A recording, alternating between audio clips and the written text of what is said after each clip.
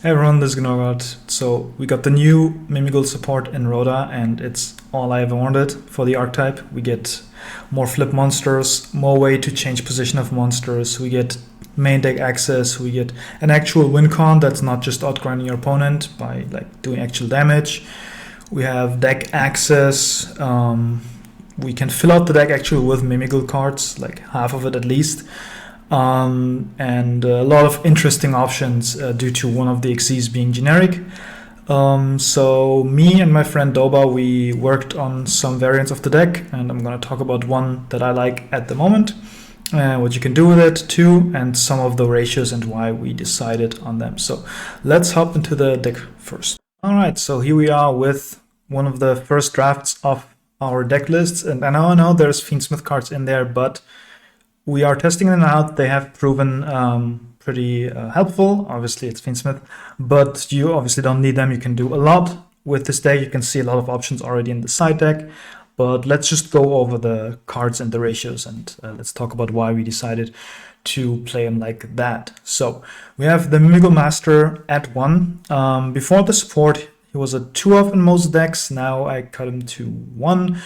You can run 2 still, obviously, but due to the new card, Mimighoul Throne, getting access to the Mimighoul Master from the deck and graveyard too, you can obviously recycle it, and your normal summon is usually occupied, plus he's not a level 1. So you always see this card anyway, so 1 is enough, and we have enough access to it. But if you want to up it to 2, for sure. But 3, I think, would be too much. Now, the next card is Mimighoul Dragon. It's the best monster in the deck. It can cover any role, basically. You can summon it on your opponent's turn. It's one of the best monsters to give to your opponent because it nukes the field. It, on summon, adds you whatever card you need. And, yeah, just like one card does everything for you. Next up we have the Slime. This is the new monster, the best new monster in my opinion. We still run only 2 because on its own it doesn't do everything, but if you can pair it with any flip, it'll give you your full setup. So this, if it's flipped up, it goes back to you, and you can summon your Mimighoul Master. Again, another reason why we only pay 1 Master, because this accesses it as well. Then you can also have the effect, if your opponent has more monsters than you do, you can special summon it from hand. Going second, that's nice, but all of the new monsters, like the Slime, the Fairy, and the Armor, can special summon themselves, given some circumstances. This is one of the, I think this one was the worst of them all, from the summoning aspect, but like the main effect is obviously the best one. Now, we have 2 Mimighoul Archfiend. Again, this doesn't do anything by itself, but it's one of your flip resources, so I'm gonna run at 2. And then we run 1 Cerberus just to have another flip name. By itself, obviously the summon effect is like the on-field effect is not that relevant, but the flip effect by itself basically gets you your Fiendsmith combo. So that's neat, plus it gives you a grind win con. If you loop this, you can basically try to deck out your opponent or something.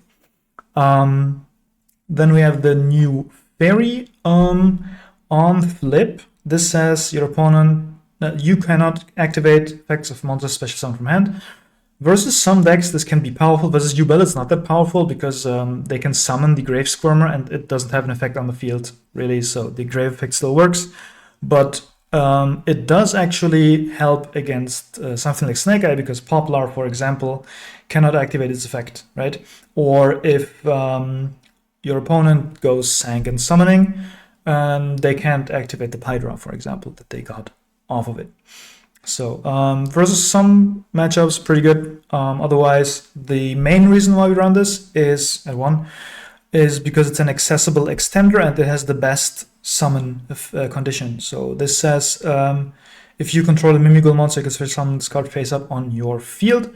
This is just, you can normal summon any one of them. A common thing you will do is you can normal summon the Mimighoul Dragon. It gets Impermed, Veilered, I don't know. And then you can just special summon this because like you got it off a dungeon or something. And you overlay these 2 into one of your XZs, whatever you need, and then you just go from there. So it's just nice to have. Next up, the Mimighoul dungeon. I don't think I have to talk about this a lot. We play 3 of them, and the terraform because it just gets you anything. Plus, it's your grind game. It gets you your monsters back from the grave, which is why I'm comfortable with just running one of the Cerberus and running like 2 of these because we can just get them from the grave. And also, it has the floodgating effect, the soft floodgate. It's not really that hindering to most opponents, but it's nice to force your opponent to flip their monsters. Next up, we have Mimighoul Maker at 3. Now, I always had this at 3, but I could see some people before running this at 2 because it's random and, you know, it's once per turn. But now, this card is guaranteed, gets you into a good setup. I will show you in a second. It doesn't matter what you hit, what target you hit with this, you will get your setup. They're 2 different setups, but they only differ slightly. So I would definitely run this at 3. And then we run 2 Fork. Now, why 2 Fork? Fork is a spell that can flip your opponent's monster face up or get you a draw. And it also replaces itself. So you will activate the first one, and then you'll banish to get the second. And I think that's enough. You don't want to draw 2 of these because they don't do much. You can run a third one if you play the Magician Souls. I get to that later. But 2 is pretty nice because you can just activate one and then get the other for follow-up. It's the free plus, and that's it. That's all the card does. Next up, we have the Mimighoul Room. This also can be increased. Right now, because of space issues, I have this at 1. But you can definitely, if you want to play a more grindy version, you can play 2 or even 3. For example, if you don't want a Fiendsmith stuff, you can up this. Fiendsmith obviously adds a lot of grind game itself, but with a Mimighoul Room, if you don't want to run Fiendsmith, you just play more of these, play Shifter in there, for example, and that's a really, really good. Might even be better, just trying out the Fiendsmith, but like definitely something you can do. Then the old brigade, this is just hand traps. You can obviously play anything. You can play more engines in there. This is 15 slots. You can do whatever you want. I just have these as a placeholder so that you know, okay, I can do with these 15 slots whatever I like, but this deck would be able to play 15 non-engine. Now, before the new support, we had talents in there. You can obviously throw in the talents instead of like the ogre, which is the worst of these hand traps. Definitely something you can do. Thrust, I'm not too big of a fan because if you trigger your Mimighoul, you have to give your opponent another Mimighoul for the thrust to actually get you a spell. Otherwise, it would just grab the room. And there's been a lot of instances where you just bricked on having a thrust. Now, obviously, a hand trap wouldn't do much either, but it helps you like stay alive, for example.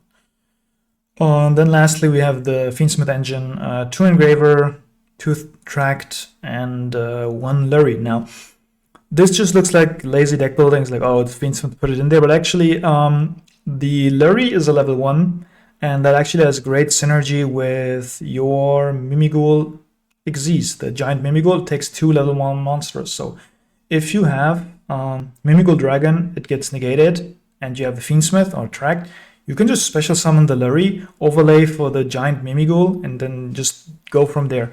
That's why I also decreased. I had the Mimighoul Fairy at 2 because I thought, okay, it's the best extender, but then I decided I'm just going to put the second tracked in because it's basically just a better Mimighoul Fairy, right? The only thing it doesn't do is a flip, but yeah. You should have enough access to your flips with this list, but you can tinker around with it, obviously. Now, extra deck, we already talked about the giant Mimighoul. This is a generic level 1, which adds a lot of opportunity for synergy. Also, your non-Xyz Mimighoul monsters can attack directly while your opponent controls a face-down monster. So if you have the Mimighoul dungeon, all your Mimighouls get attack boost, so you can actually do a lot of damage with this. Mostly the older Mimighouls. This is at 2500. This would be 1900. This would be 900. Like the new ones are pretty small. This is 200, and the armor would be 2100. Okay, but yeah, we didn't play that one. And then the other one is if this card is easily summoned, you can add one Mimighoul card from your deck to your hand. So if you have any engine that gets you a rank 1, you can make this, grab your Mimighoul maker, and combo from there. So next up, we have the Mimighoul Throne. I already talked about it before. It can special summon the Mimighoul Master, but then also as a quick effect, it can equip itself to the Mimighoul Master and then gives it an attack boost, and then you can non-targeting bounce cards on the field. So you get 2 Mimighouls on the field, you overlay them for this, get the Master out, and then you have a bounce plus whatever your Master adds. And we run 2 here for the grind game because, again, we only have 1 Master here. So 1 gets set out of the deck, 1 can be for the grind game, but also you can add the Master back with the dungeon. Next up, we have SP Little Knight. This is just a generic good card to have. If you want to play a non-Fiendsmith version, you definitely want this because then you don't make Caesar. So what you want to do is you want to make, similarly to Memento, you make SP Little Knight, protect your master, give your opponent monsters. If they nib you, the face-down monsters don't get nibbed because nib only attributes face-up monsters. And then you have your master protected to flip stuff in your opponent's turn. Preferably backed up with a Mimighoul room or a dungeon or a maker in the grave, whatever you want. So then we have the Fiendsmith stuff. So this goes from sequence to Caesar. A lot of slots for this engine, but the extra deck is pretty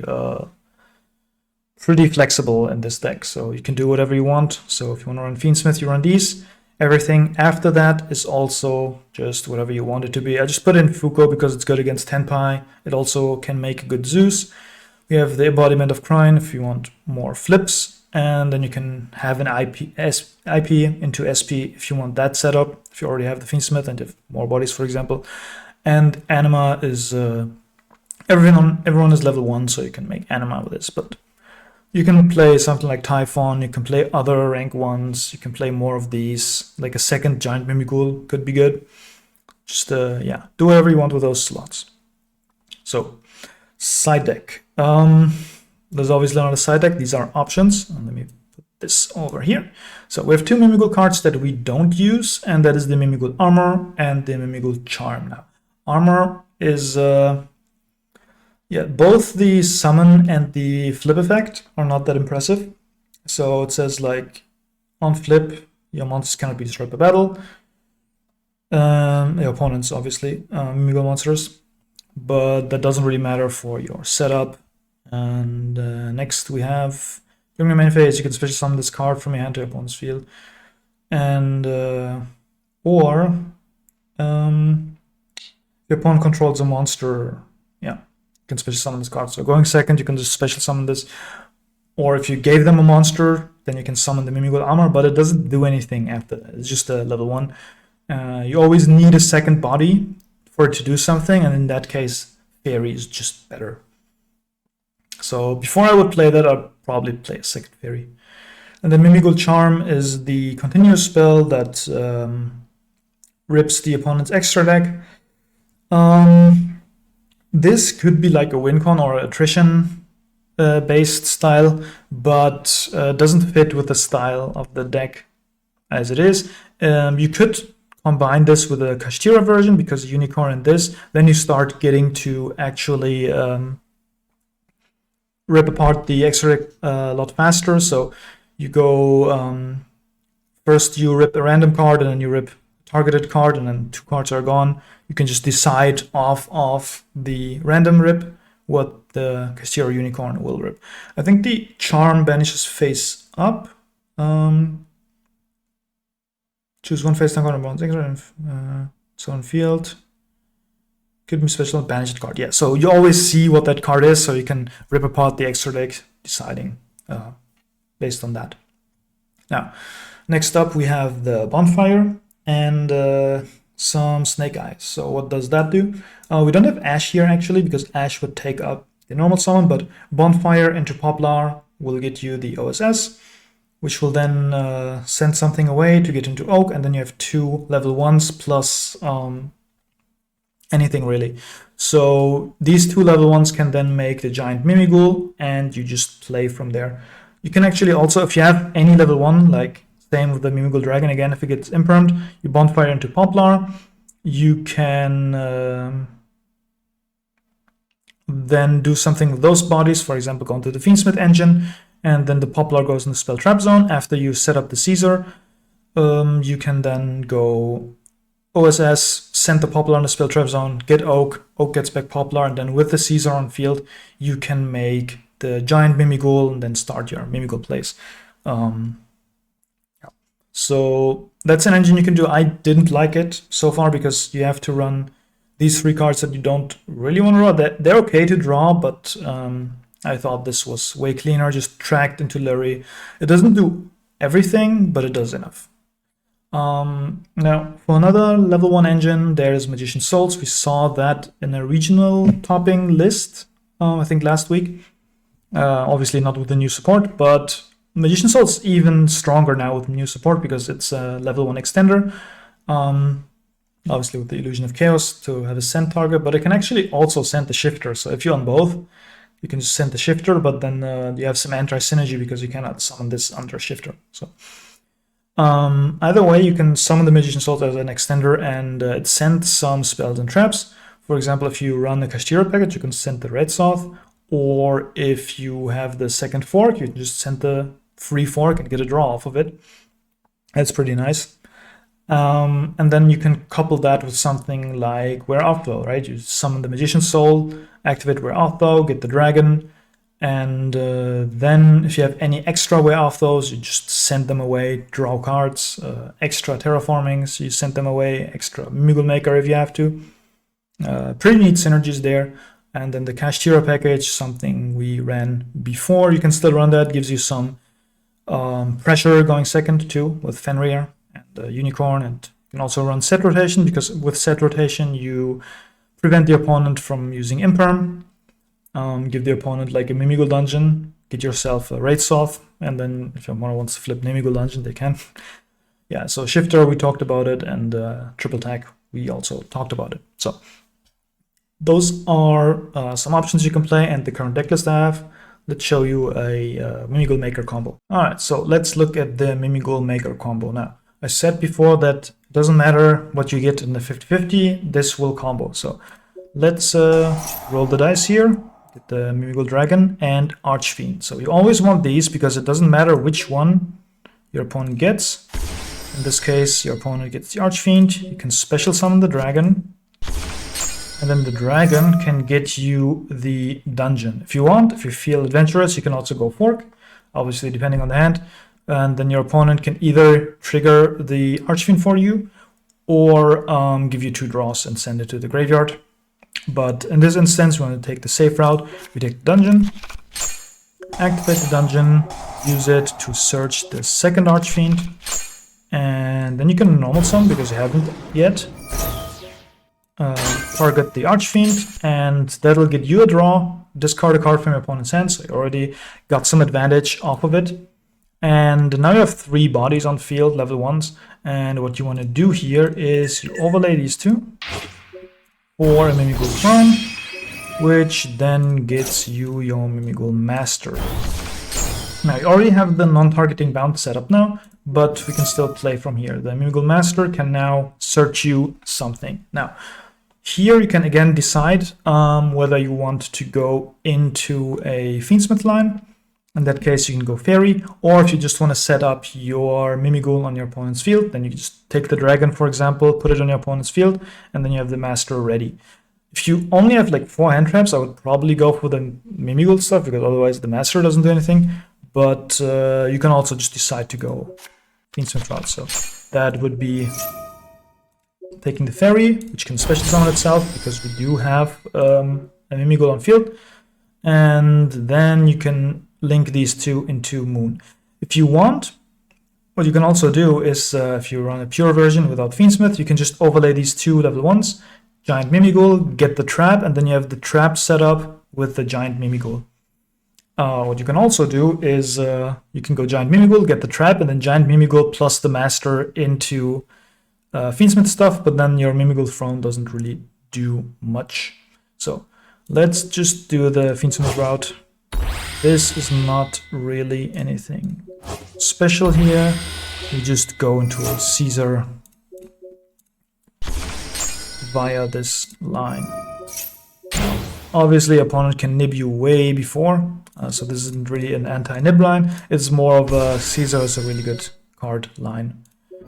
So shuffle this back, go to Caesar, and set up the Caesar.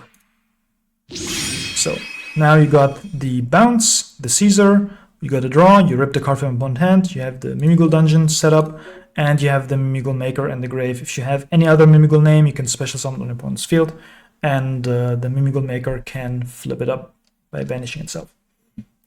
So that's if you hit the dragon. Now let's see the other way around. Okay, same line, but we get the different monster. I think I've set the RNG up correctly, so let's see. Archfiend and dragon. Yeah, you give the opponent the dragon, you get the Archfiend yourself.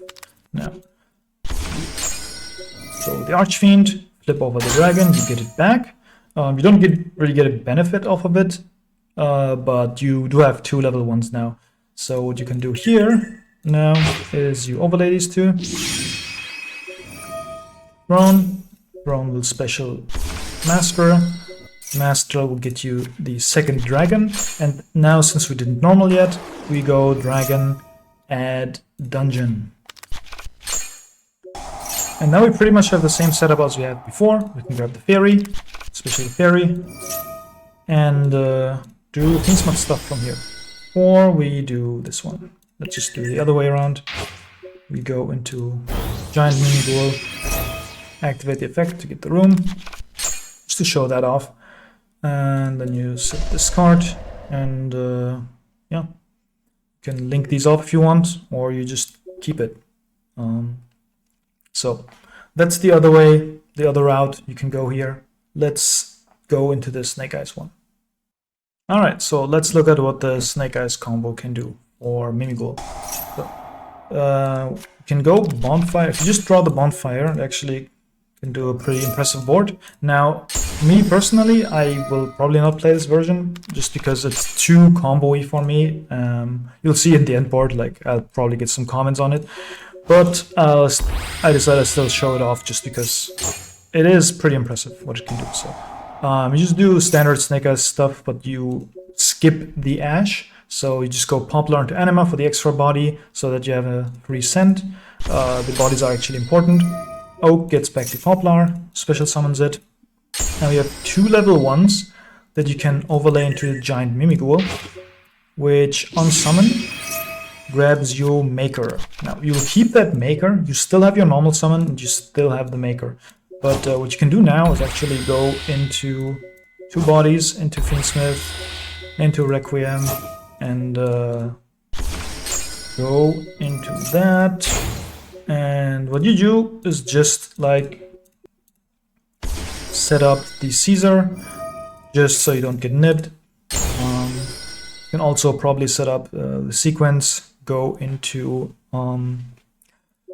Desiree, probably set that up somehow, but maybe I have to place some extra cards for it. But so far we have, with the 1 Bonfire, we have a Caesar and we have the Maker. So the Maker, we can just do what we have done before as well, right? Get the dragon, get the Archfiend. Special summon.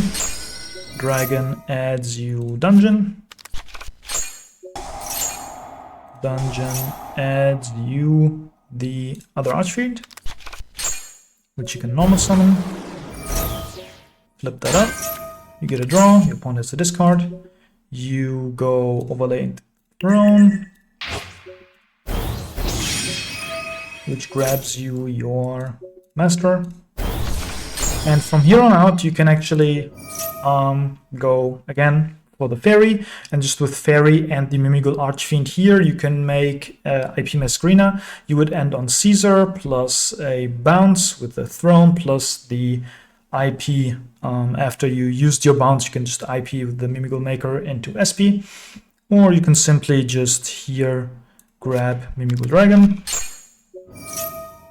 give it to your opponent, and have something to flip with the Mimighoul Maker, so you still have this setup. You have the Caesar, you have the Imperm. Yeah. Obviously, opponent can just main phase 1 flip up the dragon if they want, give it to you. So you can give them another monster than the dragon. For example, if that's good for that matchup, you can give them princess, right? For example, against Tenpai.